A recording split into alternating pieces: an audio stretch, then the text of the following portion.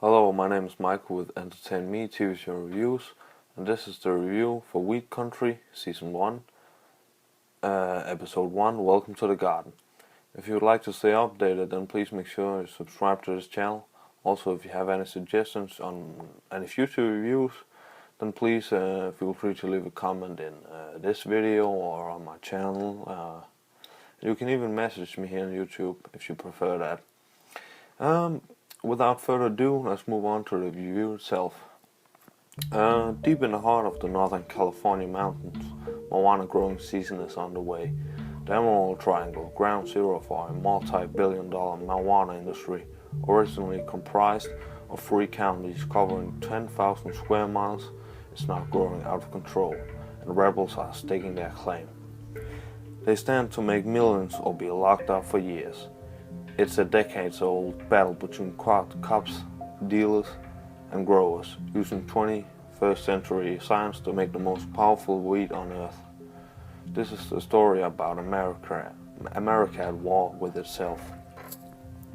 It's day one of the marijuana growing industry in the Emerald Triangle, and at Grace Farms, Mike Booten and his wife Tawny are moving their plants from the indoor greenhouses to the outdoor fields, where they replant them into a special mixed soil.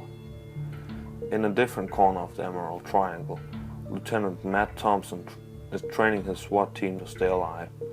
Matt leads the Jackson County SWAT team, and he's been fighting with illegal marijuana growers for a long time.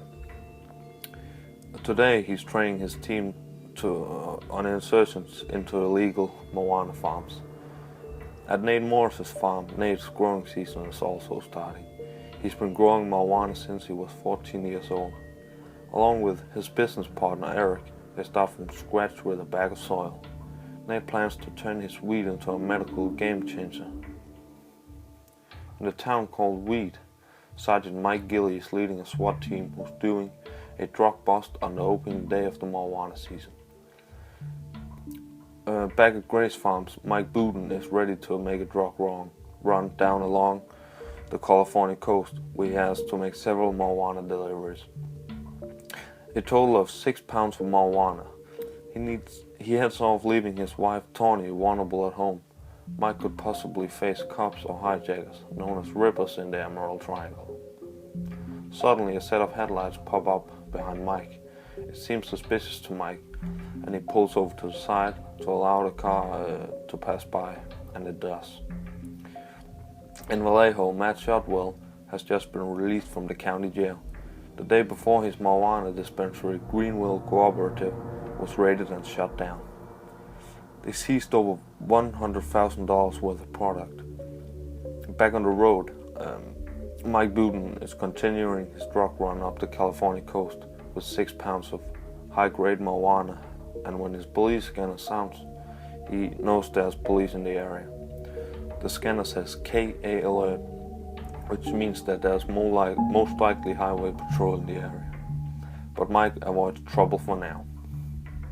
In San Francisco, Nate Morris is meeting with a mother whose child suffers from epilepsy, having up to a dozen seizures a day. The mother of the child has been treating her child with cannabis, and it's been working. Nate wants to help by producing a plant and then isolate the cannabidiol. The marijuana plant consists of 2 vital ingredients: tetrahydrocannabinol, known as THC, and cannabidiol, known as CBD. The THC gets you high, while the CBD doesn't. In fact, CBD counter the effects of THC. Nate is already considered a felon by the government, and what he's about to take on could land him in prison for the rest of his life. At the Jackson County Sheriff's War Room, 7 counties meet to discuss the problem of the marijuana industry. They take the fight to the air, deploying a helicopter to scout the Emerald Triangle for illegal marijuana farms. After 12 hours on the road, Mike Booten pulls up to a home in Redondo Beach. Only one of many deliveries he'll make on this trip. But this person is not a regular customer. He's a cop. Rather a former narcotics officer, but he's having trouble with an illness, which reduces his blood flow. Marijuana increases blood flow, and the former cop chooses to ingest the marijuana rather than smoking it, so that the drug works for a longer time. Mike has no problem delivering to ex-cops because he knows that he helps the persons in need. Back in Vallejo, Matt Shotwell is going through his closed-down dispensary with his girlfriend. With an 8-year-old prison sentence hanging over his head, he needs to find a marijuana expert who can help him out. He looks over the web and finds a person named B.E. Smith, which possibly could help him out. Matt Shotwell plans to go on a trip to the Emerald Triangle to not only consult with B.E. Smith, but also to meet up with growers and possibly bring home some weed. Back up at the Emerald Triangle, Mike Buden comes home to a rather deserted farm after making a drug route down the California coast.